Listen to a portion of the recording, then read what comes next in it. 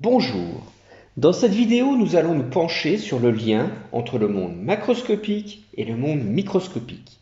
Nous allons voir que des notions de qualité et d'information qui sont définies au niveau macroscopique sont reliées aux notions de diversité et de désordre calculées à l'échelle microscopique. Donc cette vidéo va traiter de l'intérêt des principes de la thermodynamique pour un système isolé.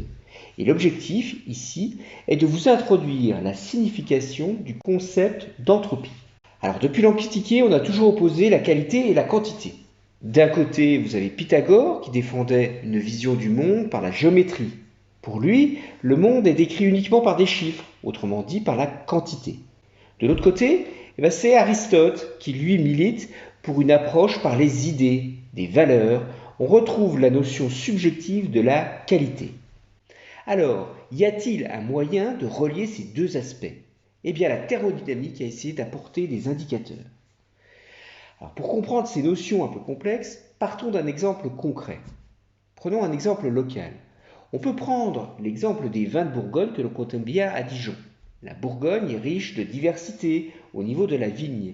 C'est 1247 parcelles différentes qui ont les propriétés d'ensoleillement, mais aussi géologiques différentes. Ces parcelles, on les nomme les climats en Bourgogne, c'est en quelque sorte la microstructure de la Bourgogne. C'est la vision du physicien. Et de cette microstructure, les vignerons produisent du vin. Alors ce vin, est-il le même pour toutes les microstructures? On peut faire une première observation. A priori, un verre de vin de Bourgogne de 100 ml fournit 86 calories et 12 grammes d'alcool, c'est-à-dire qu'une bouteille de Bourgogne donne environ 2700 joules, et ça ne varie pas sur tout le territoire. On peut faire une seconde observation.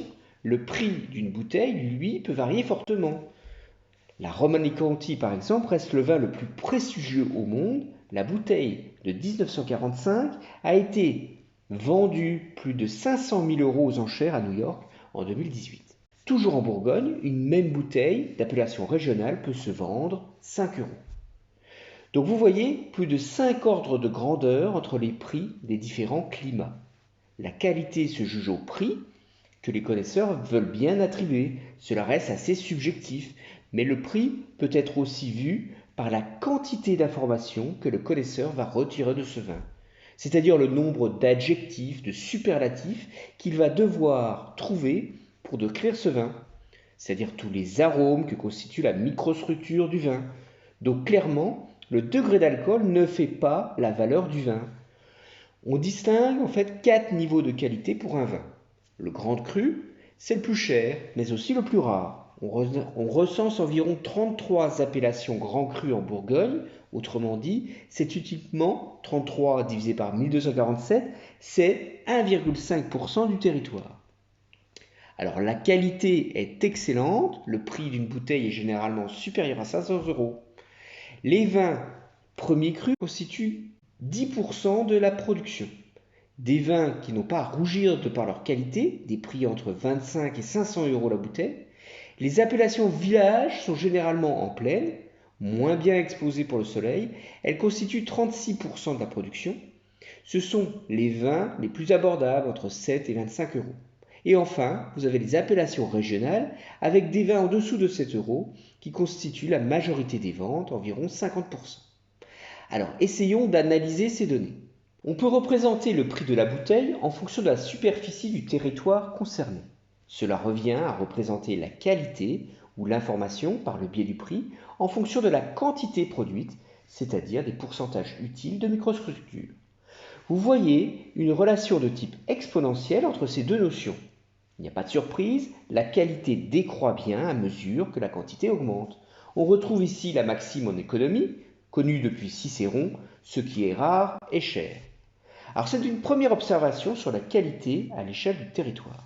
Mais peut-on aller plus loin pour qualifier globalement la qualité du vin de Bourgogne? Pour ce faire, on va représenter la quantité qui est une valeur de la microstructure sur l'ordonnée et le prix qui est une qualité macroscopique sur l'abscisse. On a tourné en fait la figure précédente de 90 degrés. Et l'on va construire un histogramme, c'est-à-dire une représentation de la répartition que l'on veut reproductible. Alors pour ce faire, on va la normaliser, la standardiser. On va s'imposer que l'air sous la courbe, que j'ai assuré ici, soit égal à l'unité A1. L'axe des x, des prix ne change pas, et c'est donc forcément l'axe y que l'on doit diviser par l'air de la courbe. On obtient alors ce qu'on appelle une densité de probabilité que l'on note en général petit p. Et cette densité de proba va donc avoir comme unité, ce ne sont plus des pourcentages ici pour y, mais l'inverse de la valeur de la bouteille. Autrement dit, elle s'exprime en inverse de ρ. Nous avons ici une loi de probabilité expérimentale. On peut essayer d'ajuster ces 4 points par une loi statistique connue. Vous voyez que la distribution n'est pas symétrique, ce n'est donc pas une gaussienne. On peut ajuster les points expérimentaux à l'aide d'une loi de type exponentielle, ce qui est relativement classique en physique. Alors je donne l'équation pour les amateurs. La représentation logarithmique permet d'obtenir une droite qui va avoir une pente 1 sur bêta.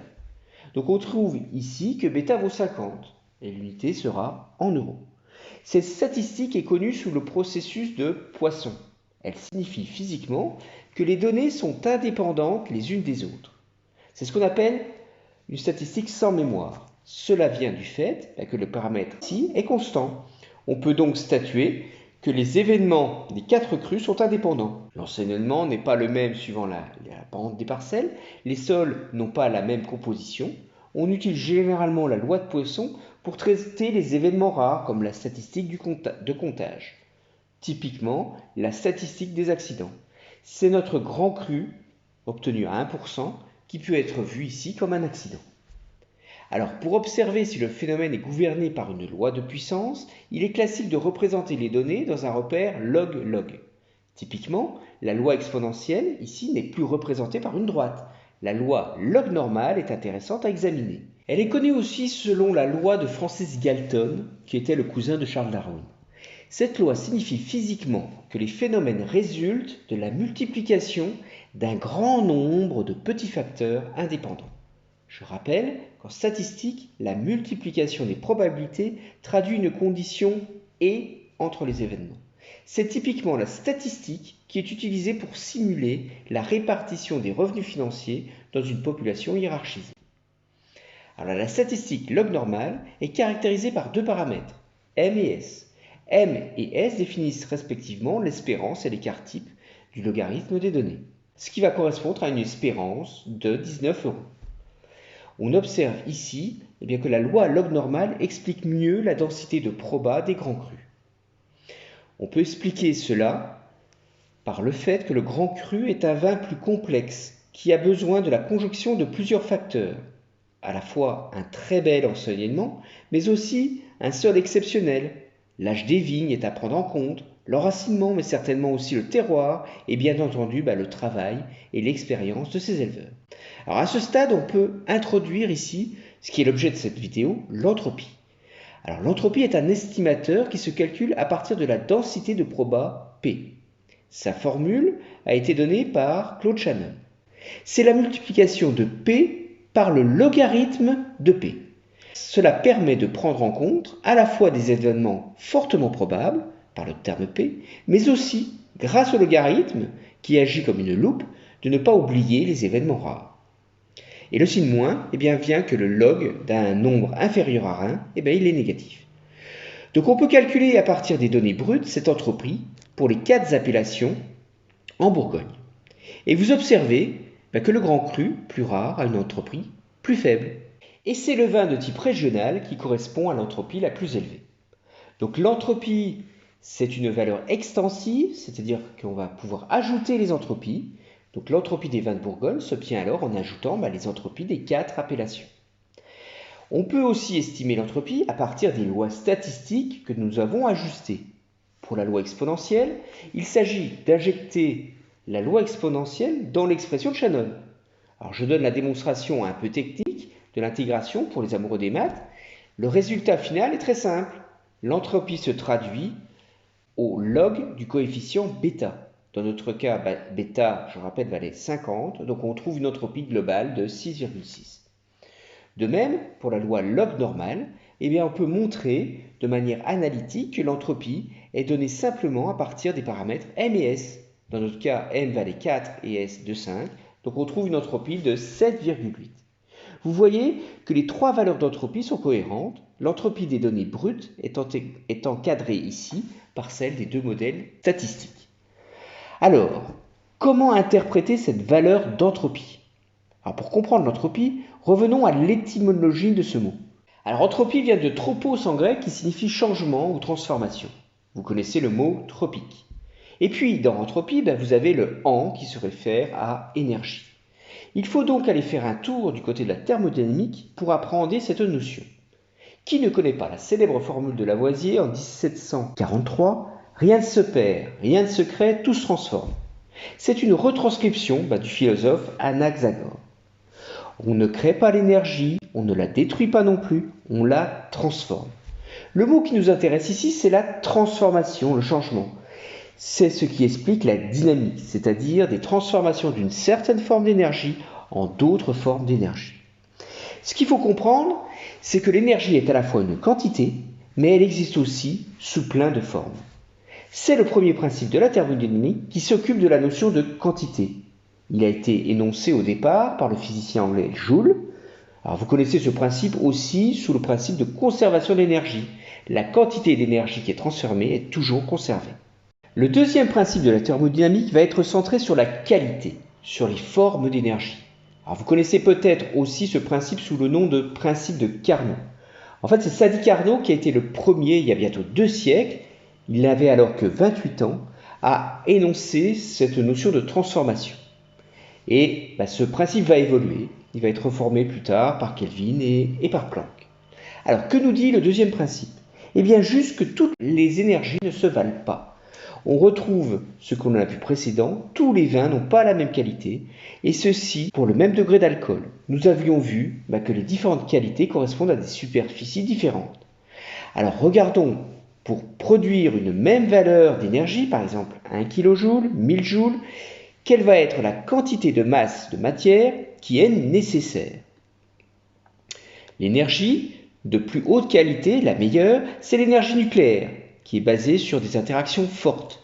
Sur Terre, on a besoin d'1 gramme d'uranium pour produire artificiellement, par la fission, 3 à 10 puissance 9 joules. Autrement dit, on produit 1000 joules avec 1 microgramme de matière.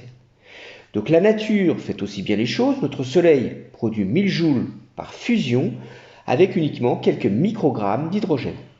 On pourrait dire, entre guillemets, que l'énergie dans les noyaux, l'énergie nucléaire, l'énergie du Soleil, sont équivalents à nos grands crus. L'énergie premium, oui, l'énergie de qualité intermédiaire, c'est l'énergie chimique. Elle est concentrée dans les liaisons entre atomes. Les électrons sont ici liés à l'atome. Elle est toujours très localisée et donc de très bonne qualité. Il faut environ 100 mg de carburant pour produire 1000 joules. Il faut fondre environ 3 g de glace pour produire 1000 joules. Concernant l'énergie humaine, nous produisons environ 8000 kJ par jour et nous mangeons environ 3 kg d'aliments. Il faut donc environ 0,4 g d'aliments pour produire 1000 joules. Alors l'énergie électrique, elle est concentrée sur les électrons libres et donc de moins bonne qualité que l'énergie chimique. Dans les énergies les plus diluées, on va trouver l'énergie mécanique et l'énergie gravitationnelle. Donc l'énergie mécanique, elle est liée au changement de volume d'une structure. C'est l'énergie la plus diluée. On parle de masse d'une dizaine de tonnes de matière pour produire 1000 joules d'énergie. Une centrale hydraulique a besoin de 10 tonnes d'eau. Une éolienne a besoin de 20 tonnes d'air en mouvement.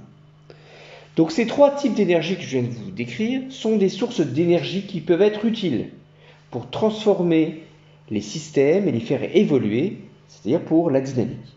Alors on nomme la somme de ces énergies utiles, grand U, U comme utile ou useful en anglais. Et il existe une 4e source d'énergie, mais qui n'est pas utile cette fois. C'est une énergie qui n'est pas localisée à proprement parler, elle n'a pas de structure. C'est celle qui s'étale la plus sur tout son environnement. On dit qu'elle est c'est la plus dissipative. Vous la connaissez, c'est l'énergie thermique, la chaleur.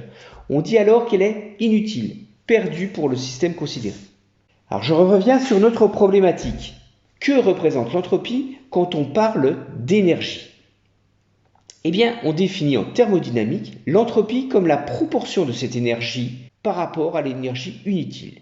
Autrement dit, l'entropie peut être considérée comme un indicateur de la qualité de l'énergie. Plus elle sera grande, plus la qualité de l'énergie sera dégradée, c'est-à-dire qu'elle va s'étaler sur la matière, qu'elle prend de la surface. Mais le deuxième principe va encore plus loin. Il nous dit que non seulement toutes les énergies sont de différentes qualités, mais aussi que si le système est isolé, alors l'entropie du système ne peut que croître au cours du temps. On peut transformer de l'énergie utile en énergie inutile, de l'énergie par exemple nucléaire en énergie chimique, puis en énergie mécanique, puis en énergie thermique, mais on ne peut pas aller dans l'autre sens. Et vous comprenez bien, que le deuxième principe traduit la notion d'irréversibilité. On dit que la qualité de l'énergie ne peut que se dégrader. On parle alors de dissipation d'énergie, ou dans le langage courant, on consomme de l'énergie. C'est plus courant, effectivement, que de dire on augmente l'entropie du système. Alors, une autre manière de voir l'entropie, c'est de regarder au niveau microscopique, ou au niveau de la diversité de la structure. L'entropie va mesurer le degré de désordre au niveau microscopique. Plus une structure est ordonnée, plus son entropie est basse. L'énergie inutile, la chaleur, va être attribuée au concept de désordre. Et il est clair que plus le système prend de la place, plus le système est déstructuré, désordonné. Et donc cela signifie qu'un système fermé ne peut se transformer que de l'ordre au désordre. Donc dans tout système fermé va évoluer vers une entropie qui va être maximale. L'entropie maximale a été définie au départ par Boltzmann. Elle correspond au niveau où tous les états désordonnés deviennent équiprobables. Cette entropie maximale varie comme étant le logarithme du nombre d'états. La forme d'énergie ainsi prise correspond à ce qu'on appelle l'équilibre thermodynamique. L'équilibre, c'est lorsque les caractéristiques globales du système ne varient plus quand la qualité a été dégradée. Voilà, j'espère vous avoir donné un aperçu de ce qu'on appelle l'entropie. Au travers d'un exemple concret local sur les territoires de Bourgogne, on a vu comment calculer l'entropie de Shannon et les relations entre la qualité et l'étalement des structures. On a regardé du côté de la thermodynamique comment l'énergie pouvait se dégrader de manière irréversible. Et enfin, on a vu que l'entropie pouvait aussi être interprétée comme un indicateur de désordre lorsque l'on s'intéresse à la microstructure. Je vous remercie pour votre attention et je vous dis à bientôt.